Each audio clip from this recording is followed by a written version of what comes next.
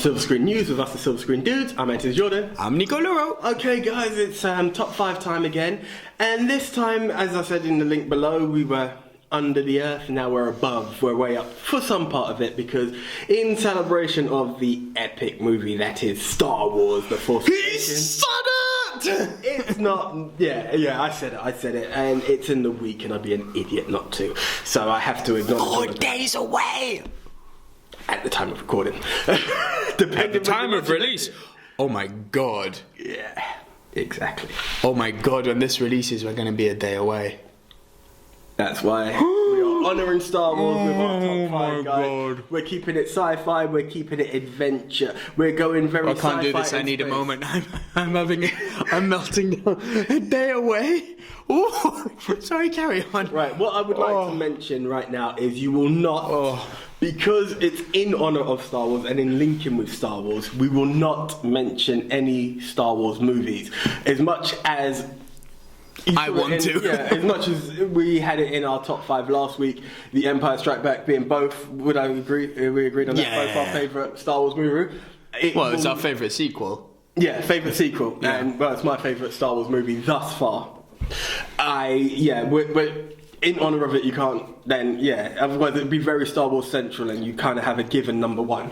So what we're doing on that is we are no Star Wars movies. Okay, the way the top 5 works, one of us will give our bottom 3 movies, then we have then we both announce our number 2, then our number 1, and we're quite gentlemanly, so we always take it in turns. I started last time with DC related movies, so Nico, my good sir, you will start with the space/sci-fi movies.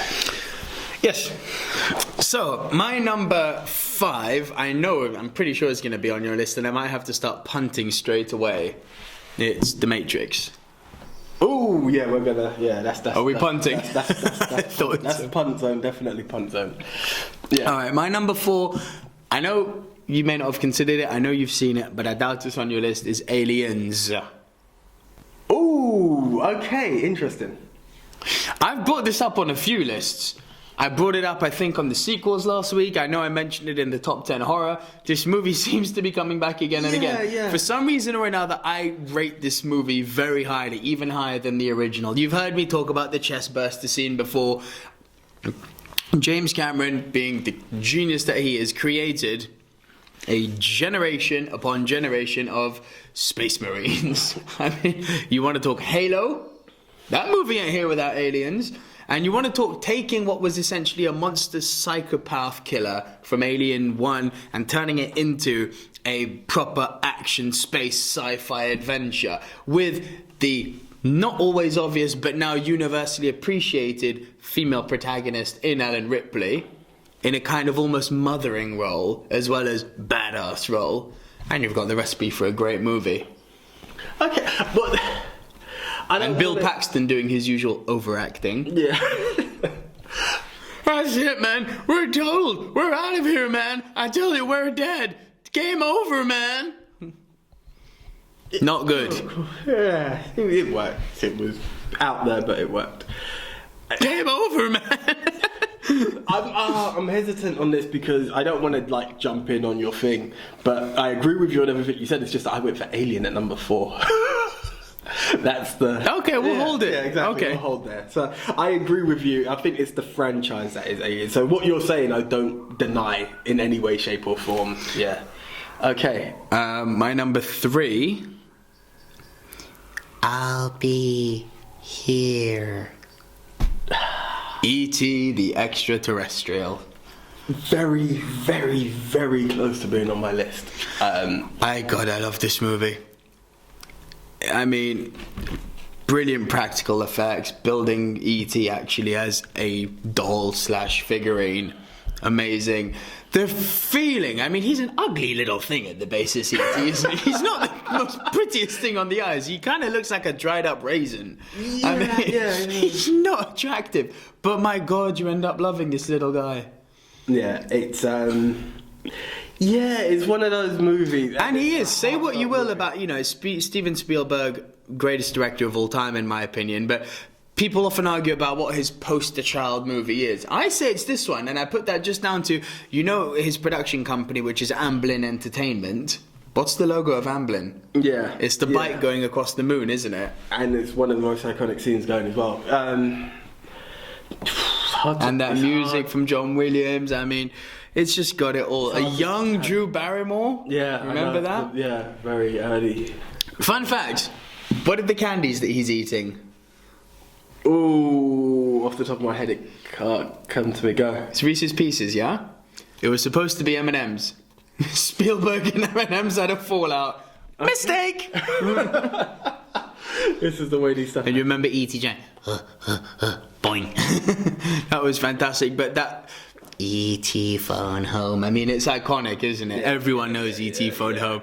But that scene where he's getting him home after he's been sick and they were doing experiments on him, and he gets him home and he just says, "I'll be here." It's so sad. It's a very touching movie, and yeah,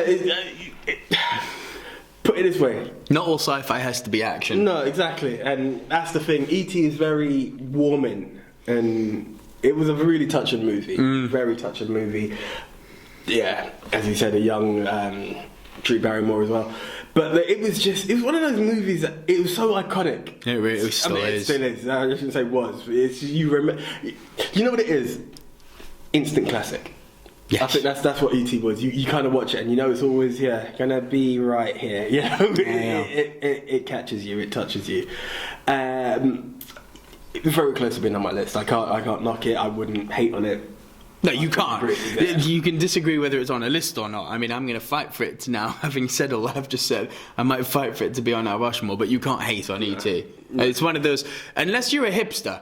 If you're the type of person who hates Forrest Gump, you might hate E.T. You might also hate E.T. if you're M&M's, but that's a different argument. You know, I lived in Thailand for a long time. There's an expression in Thailand which is som nam na, which means serves you right. Well, this is it, exactly. They're not to blame. E.T.'s not to blame for the argument. Reese's are better anyway. Snap! Yeah. Give me my peanut butter chocolatey goodness. Your 5, 4, 3. Okay, in number 5, this one is quite unique, right? Because it's never happened that there was a TV show. Oh, you're not giving me another Waterworld, are you? No. Well, I'm going to have people behind me. There are many who are going to be completely oblivious to this movie, right? Cult fans, you're going to be right behind me. Serenity. Oh, yeah. I remember seeing Firefly, and it's one of those shows. It wasn't the best, but it was good enough. Fillion. Yeah, it was Nathan Fillion, but you watch it, Gina Torres. You know, the whole cast, there was a unity in that cast, and it just finished. I remember pre-Avengers Joss Whedon. Yeah, exactly. The post-Buffy and Angel Joss Whedon. But you look at it and you thought... He's such a geek, isn't he? He is so one of us. Joss, we love you, man. Do you know, I remember watching Firefly, and... I never watched Firefly. Do you know what? I was late. I was late to Firefly, right? Which means how late I was to Serenity is another story. I was late to Firefly, and it's only, 13 or so eps, right? Or it's a season worth anyway. And the last episode was so disappointing. Oh, really? It was so disappointing to a show that I was actually really enjoying. It's, you've got this... I think it's a space western in the weirdest way. Yeah, they made it work. And you kind of think to yourself, you enjoyed this series, and then you had this last episode, which was just like, really? Is this where we ended? And that's how Lost ended. Bad. But Lost had seasons, you know what I mean? Too many. Yeah, Lost had too many seasons. Lost got lost. Yeah, tell me about it. Firefly started and finished, and it was like, no, not like this. And it's the only time you've had something that was so bad that had to be redeemed, and came Serenity. And it's not listen, as a geek, loud and proud, I appreciate what you're going for. To say this is one of the top 5 sci-fi movies of all time, whoa! I had a feeling you would say that. You've already got your backup. Had you seen it? I have seen it, yeah. No, I wasn't sure if you'd seen it. But it was for the... Bear in mind, it is number 5. Bear in mind, it's number 5. But you've said E.T. isn't on your list. I know. To have Serenity and not E.T. in there is kind of bad. Kinda. Just a little bit. Do you know what it is? E.T. has elements of sci-fi, but I see Serenity it's a geek fest. Yeah, it's a geek fest, and this is what I think of when I think sci-fi. Whereas E.T., as much as it's an alien film, and yes, it has the element of obviously it's sci-fi because you've got all those elements to it. It's still a family adventure movie to me. And Serenity's just like episode 17. What a way of breaking it down. What a way of breaking it down. But it's got a special, it's a nice mention to me. I love E.T., but when I had the list, Serenity was in there, and I came up. Can I just throw this out there? And I am gonna open myself up to a can of geek whoop ass shit. I don't think Serenity's that good. It was the closing chapter, and that's why I love it. I think it was the end. I felt like giving it a Batman thing. It's the ending that you deserve, not what you need. It was a bit of, geek redemption for the geek populace with the ultimate geek at the helm in Joss Whedon. But it's not a good movie. It's good enough. And that's what I said. It's got the... Hey, yeah. It had to be mentioned. It's aged badly. The acting is shoddy in it. I'll give you one exception. Chiwetel Ejiofor is a damn good villain in that. Thank you. I'll give you that. Right. Apart from having a good... But Nathan Fillion. He's always going to be Anyway, right. Nearly. Yeah, we were nearly entering post-PG commentary. We're going to have to do an after-hours show. Oh, definitely. It was the ending we needed, and that's why I really appreciate Firefly. But I know it's not the best. I know it has many flaws, and that's why it's at number 5. Yeah. Right, number 4, I mentioned, it's very closely linked to your number. Was it your number 4 or your number 3? Number 4. Yeah. Alien. Just for the fact that I know you lean more into the horror or thriller side of it. Yeah. Yeah. I just looked at it as the original. The original setting to it. Which Star Wars is better? Knock me right out of the park, why don't you? Don't get me wrong, now that we have that, I know which way we're going later on in the show, but... You can't tell me just because it's original it's better. No, it's not. We've got a list above AJ's head about sequels. No, without a shadow of a doubt. Pretty sure Aliens made the list. It did.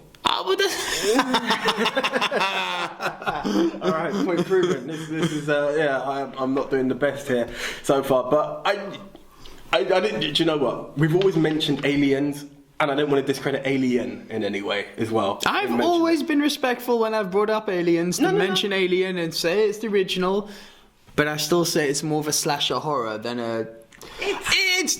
That's not to say it's not a sci-fi movie. It's definitely sci-fi. It's sci-fi in its purest form as far as I'm concerned. But I mean the way that the xenomorph was shown in the first movie compared to the second movie. Yeah. Right. Where you've got like swarms of aliens and you've got the queen alien, That was proper sci-fi stuff. True. But yes, I had to give it the mention, and it's at number 4. Right, number 3. Number 3. Is it? Right, I've spun around slightly. No, that's... Oh wow, okay. No, that's a bit further down. Up, you mean? Right, yeah, up. Number 3. Ups and downs, he's not on it this week. I'm changing my perception. I think this is why, because I've moved stuff around slightly. Alright. Yeah, this is going to be my number 3, because I do definitely prefer the other 2 movies. It's the Star movie, but not the Wars. We're talking Star Trek. Trekkies, where are you? Let's live long and prosper. Yeah, this one I'm going for. Now, I'm very... Oi, how dare you? Make me want to put out my phaser and... JJ! Yeah. What did he do before Star Wars? Yeah, right. JJ. Okay, right. No, I love the JJ Abrams Star Trek movies. Do you know what? But I know I'm in a minority in that. Considering I'm not a Trekkie, you, and I mean this, correct me if I'm wrong, you are one of the few Trekkies I know who says those movies are beautiful. I love Into Darkness. There's nothing wrong with that movie. Okay, we had the Romulans. I'm ashamed that I know this stuff. And the what are they called? The Klingons. You were ashamed that you were sad that they went in there. Whatever. I like the fact that I had never really watched the Star Trek TV series, and I gave it a try. I was like, nope. Hold on. I'm like, oh, shush. Hold on. Which Star Trek are we talking? I don't want to spend this out. I don't care if it's... I'm ashamed I know this. I'm sorry, Trekkies, but I am not a fan of this. I don't care if it's Kirk, Picard, or whatever came afterwards. Cisco and Janeway, and I didn't watch... Whatever! I didn't watch the last one. I can't remember Scott Beluga's character. No offense. Who? I Lost Enterprise. Quantum Leap, you must know... No! Oh, gosh. Anyway, moving on. Right. Not ashamed of it. Ooh. I'm opening up a whoop-ass can of whoop-ass here. I know. Right, I know the Trekkies are out there. Do you know what? This guy calls himself a geek. One, he knocked Serenity, and now he's knocking Star Trek. Whoa, I didn't knock Serenity. I said it was Geek Redemption. I never said that it wasn't... Right. No, I said it wasn't a great movie. It was the movie that the geeks needed. Right, okay. Now... I'll take the Geek Pepsi challenge with you any day of the week, my friend. I'm probably going to get my rear end kicked, or get my rear end rear-ended for this statement, right? First Contact, we're going for the originals, not the reboots, right? First Contact would have the Borg, and I know that this is... The what? Please do your research. Please. Anyway, right. What the hell is the Borg? It sounds like a sausage. You Borg, yes, I want some Borg with some sauerkraut. Are we doing a top 5 with a guy who doesn't know the Borg? Listen, mister, I've only just watched Star Wars for the first time. Back in your box. I'm still remembering what a Wookiee was. You can't tell me you don't know what the Borg are.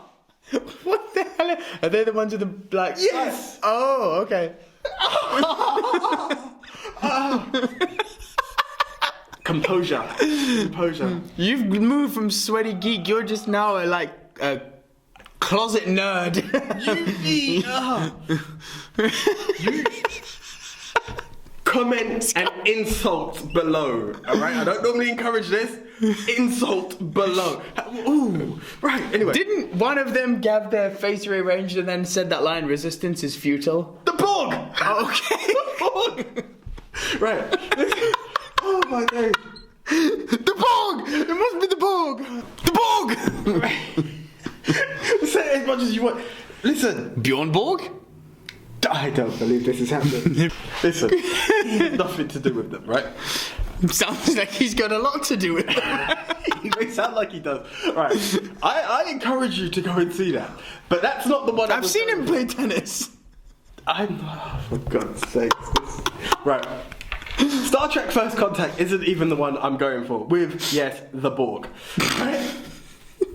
And I know that is the most popular one to most Trekkies. You've been giving me grief for years about Darth Vader, and your characters are named after a tennis player who sounds like a South German sausage. Could I have the Borg, not the Brad first, please? I mean, what the hell? And your dad saying Star Wars sucks. I'm gone. The Borg coming. I'm gonna get lynched for this. Does he know how serious that statement is? I'm gonna get the Borg lynched. coming. They are the most dominant. Ooh, I'm scared of the Borg. No sauerkraut. Anyway, now I'm gonna get into Star Trek Generations. Too many. Leave it out. This was the one that was amazing for all Trekkie fans because we had the two great captains, Captain Kirk and Captain Picard, actually meeting face to face, and you had both crews. How dare you? You guys just slaughter for me, please. I'm going to leave it there. I'm going to give a bit of more knowledge on the film for those who aren't aware of it, and then after that, I'm going to leave it to the Trekkies to slaughter you for it. Don't put your phasers on stun, shoot to kill people. It's, you know, as much as there are many series to Star Trek, the two main captains that everyone always cared about and everyone will mention are Jean-Luc Picard and Captain Kirk. What's his first name? James T. Kirk. James Tobias Kirk. There you go. I thought I'd get you there. Yeah, don't worry. It's not going to happen. And the chance of seeing the two of them together, and you have Data, you have Spock, you have Bones, you have the whole crew, you know, Riker, everyone there. It was the most amazing film, and I think... So amazing that Eddie Murphy made a skit about Star Trek. That's to prove how popular it was. Anyway, Mr. Spock, it just might work! This worked last week and every week before it.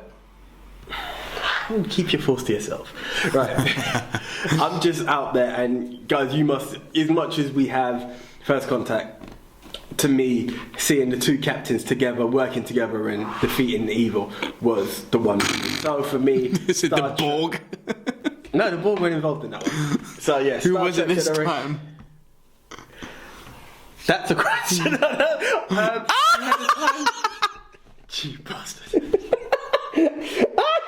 The best movie, and he doesn't know the villains. Too good. This isn't making the Rushmore. Take this off your list. It's so good you don't remember the villains. So we've had Serenity, Alien, and Star Trek Generations. Those are my three. You're number 2. What was the name of the villains? Was it the Klingons? Turkey fans, I apologise for not being able to remember the villains in that one. However, finish him for me, please. Finish him for me, please. Too good. And you know what, on that note, to protect my ass, because I am fully aware of how big the Star Trek community is, I'm laughing here in jest only. I cannot comment. I am an objective movie fan. I have not seen a single Star Trek. I gave the series a try. I don't like it. Sue me. I haven't seen any of the movies because of the TV series. I saw the J.J. Abrams things, the Star Trek, the original J.J. Abrams, and Into Darkness, and I loved them. And I loved them because they were so far removed from the TV series. Interesting, but I would commend anyone to go out and watch Star Trek The Next Generation if there was a TV series to really give a shot. That's just a tangent that I will Alright. Right, your number 2. My number 2 is not set in space, but it's definitely sci-fi, and I know it's not on your list even though it should be. Jurassic Park. It's not sci-fi? Yes, it is. Sci in sci-fi is for science. The fi is for fiction. This is science fictionalized. Yeah. You are bringing back a dead animal. Sci-fi doesn't always equate to space, I'll give you that. Sci-fi This is doesn't very always much equate sci-fi. to robots. I will give you that. This is sci-fi. There's no doubting that this movie is sci-fi. It's just that people have got a very, very fixated thinking of what sci-fi is.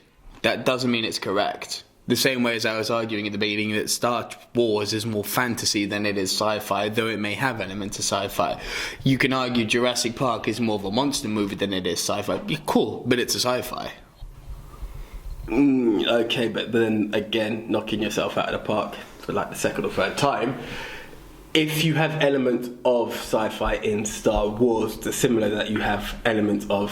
No, I was using it as an example. Saying, I'm not saying it is that way. I would say that Jurassic Park is first and foremost a sci-fi movie. Over a monster movie? Yes. It's like saying that Jaws is a monster movie just because it's a shark. Dinosaurs were real. You know, a monster movie would insinuate something which is beyond our existence and which is beyond reality. That would be mine. Godzilla. That's a monster movie. Beyond reality. Kong. Rooted in reality, but beyond reality. It's a giant frickin' ape. Okay, when you're talking about size-wise, okay. But then, I mean, reincarnation of dinosaurs kind of falls in the same category. But reincarnation of dinosaurs which were real and which the movie explained very clearly, though it was fictionalized, because this can't be done, even though there's people out there who say, yeah, you can use fossilized amber. No, you can't. No, you can't. It's scientifically proven. The DNA is dead. I'm just saying to you, I will give it to you. It feels slightly damn right you'll give it to me. Reached, but I can. I'm going to say reached just on the basis of the Star Wars not being sci-fi element, but that's the only reason. Okay, I'll give you that. Yeah, that's the only reason I will say it's reached. Apart from that, I fully agree with the statement. It's sci-fi, right? Yeah. No, I agree with that. And one of the best movies of all time. I also agree with that. And one of the most iconic movies of all time with two of the most iconic scenes. The T-Rex breakout and the raptors in the kitchen. Yeah. And a movie which perfectly shows, and I mean perfectly. We were talking Jumanji, hashtag above AJ's head. We were talking Jumanji, which was more reliant on the special effects work than it was on the practical work. You want to talk a movie which perfectly blends practical effects and special effects? Jurassic Park, baby. Yeah. No, I'll give you that. I've never ever, and there's more and more people who I know, I'm surprised, haven't seen this movie. And all of the ones who I've shown this movie to, without fail, the reaction is, yeah, it's a jaw hit the floor moment. It's unreal. That Jurassic first Park. time you see the Brachiosaurus, and Grant, his reaction, his dinosaur. And I've got a very strong place in my heart for this movie simply because it was the first cinema experience I ever had. I was going to say, funny enough, slightly similar to yourself, it was the first film I saw multiple times at the cinema. Yeah. Jurassic Park. It's awesome. So good. Full respect to Jurassic Park. Number two. I'm just thinking further ahead. Yes, number 2. Okay. It was, funny enough, it's a sequel as well. Okay. It's, to me, the best. Some would argue the first was, but yeah, my man behind me. Terminator 2, Judgment Day. Come with me if you want to live. Yeah. Come on, do it. Get to the chopper. Arnold doing the Terminator. It's fantastic. Do it. I think you can't take anything away from the whole franchise having element of sci-fi in it. You're not going to get more. Oh, I'm a T2 man. You're not. Yeah, this is it. T2 to me, ahead of its time. It's slightly dated. There are parts of it that feel slightly. You look at it. You look at Terminator Jenny Smith. I'm not getting into that. But that's like modern day effects. This looks every bit as good. It's good, but there are parts where, okay, it's not spoilers. You'll see the shots and it's like, right, he's got tinfoil stuck to him. Do you know, it's not. It's just simple bits like that. But apart from that, the graphics, the morphing and all of that, that is just fantastic and still iconic. It's up there with Jurassic Park as one of the most iconic scenes in sci-fi history. Up there. And to me, when you look at the whole thing, even the whole Skynet, it goes deeper. You know, the whole Skynet's basically Google. Yeah. Very true. You had a villain in Terminator 1. You have an entity, the whole sci-fi, the whole building behind it, the time travel, all the elements of sci-fi are found in there. You know, and you've got, not just that, you've got the 2 Terminators, you've got the good one and the bad one in there. Walking through there, everything about it is the elements of sci-fi. It's funny because you look at it and people think it's on Earth, okay, it's got the future and all of that, but it's like, it's the robots, and it's so close to reality that some would kind of forget that it falls under the sci-fi category. I think it's kind of similar to Jurassic Park, but for all intents it is, and there is no avoiding that. It's sci-fi action, but it's very sci-fi. You look at the action so much that but the story... It's completely sci-fi. It's time travel, for Christ's sake. Yeah. It's completely sci-fi. No, without doubt. Yes, so that's my number 2. My number 1 is by one of the greatest directors who's ever lived. I don't think that's beyond question. It's from Stanley Kubrick. 2001, A Space Odyssey. Okay. Yeah. A masterpiece of, and you know I'm very much about the visual side of film. You know, you've heard me talk about Jaws. The first thing coming to me when I'm thinking of this movie. First 15 minutes of this movie have no dialogue.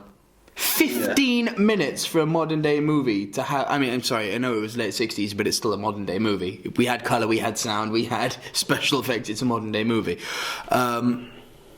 15 minutes just showing in this small 15-minute segment the immediate in-time moment of the evolution of primates, going from being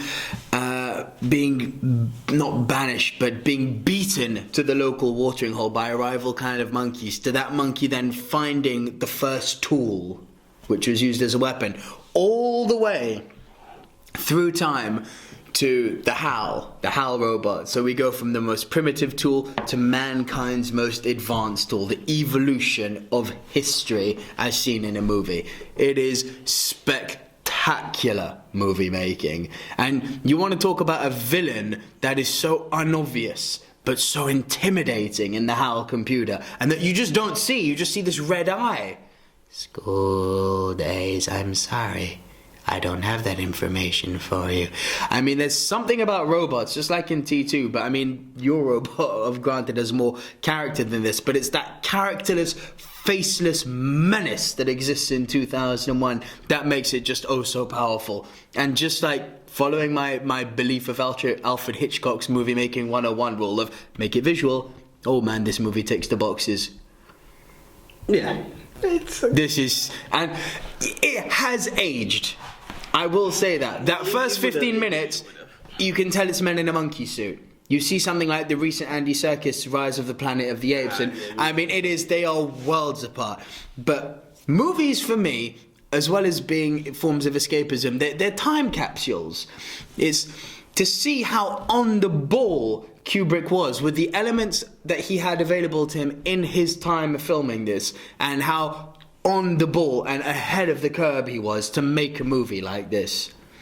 It's just watch it. I don't want to spoil it for you, and I won't go into detail about it because there are still too many people that haven't seen it. But it is, Stanley Kubrick he's like Pixar in a man. He really didn't make bad movies. He really didn't. I can't think of any. You know, The Clockwork Orange, Full Metal Jacket, The Shining, Barry Lyndon, 2001: A Space Odyssey. The list just goes on and on. Eyes Wide Shut. The list goes on and on. Yeah. He didn't make bad movies, and this is one of his best. Worthy. Your number one, AJ? Yes. Where was it on yours? Like fourth? Third? Keanu Reeves, Neo. Oh, really? What? Listen. Okay. When this first landed on our table and we knew what we were going for, I was going space movies, right? And then I had Guardians of the Galaxy in there. If it was space movies. Then we started talking sci-fi. Now, I'm going to do something, and I'm going to apologise to all you conspiracy theorists out there, right? Let's start off with iRobot evolve into Terminator. You finish off in The Matrix, right? The Matrix. iRobot's a good one. You have the end result of The Matrix. The Matrix is sci-fi because it's the ultimate computer takeover, right? You have the element, there's the whole thing behind, but that is the ultimate computer takeover, and that is science fiction. Okay, you're not set in space, but then even that, it has the elements of Zion and whatnot, which could look a bit like space travel in itself. Can we just stick to The Matrix one, please? Original one, but the whole concept of where The Matrix went, the beginning to end, The Matrix is also very revolutionary. I think bullet time was created by the what's the word I'm looking for? It was introduced to the mainstream by The Matrix. Yeah. Because there were things that predated The Matrix. I'm looking at you for the Geek Nation out there, Ghost in the Shell. Fair Japanese anime which created bullet time, essentially. Yeah, but even the revolution of what The Matrix created, okay, the buzzers died down because the sequels were ridiculous, but you had the Animatrix going on, The Animatrix is cool. That was good. That was very good.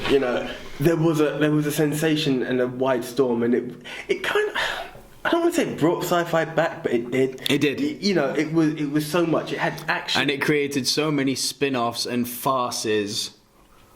Too many to Exactly. Yeah, but you can't hate on a movie just because it inspires so much copycatting. Thank you. As I said last time, The Matrix was so popular that everyone tried to replicate it, that even The Matrix couldn't replicate The Matrix. And for that, I think it has to stand in that power of respect that it was. Fair enough. It's sci-fi. So that's that. Can I make a suggestion for Mount Rushmore this week? Right. It could actually be quite easy. Your top two and my top two. My top two being Terminator 2 and The Matrix. And mine being 2001 and Jurassic Park. Interesting. Could go that way. Yeah. I'm open to alternative suggestions. Do you know what?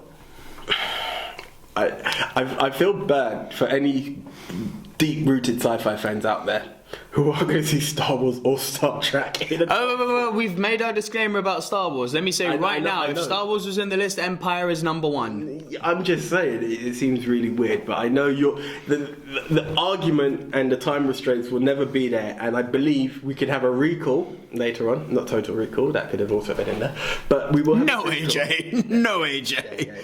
There are some fans out there, but yeah. I'm one of them, and I'll still say no. But what I'm just saying is, without your deep passion of Star Trek or knowledge of Star Trek, it will be very difficult for that to be in there. So for that, Trekkies blame him that it's not in there, not me, and I will agree. Hey, I'll be here all week. Well, not if they catch it. Yeah, but for that, taking that away, I have no arguments with 2001: A Space Odyssey, and I definitely, without a shadow of a doubt, do not have any arguments with Jurassic Park. And I think I like the element of shocking people that it's not your traditional. It's not, sci-fi, but it really is sci-fi. but it's sci-fi at the root. Let's go for it. Then our 4 entries for our Mount Rushmore of sci-fi movies that you must see if you've never seen a sci-fi movie, God forbid, are 2001: A Space Odyssey. our second entry is Jurassic Park. our third entry is The Matrix. There Is No Spoon, That's the line I was going to go for out of all of them, actually.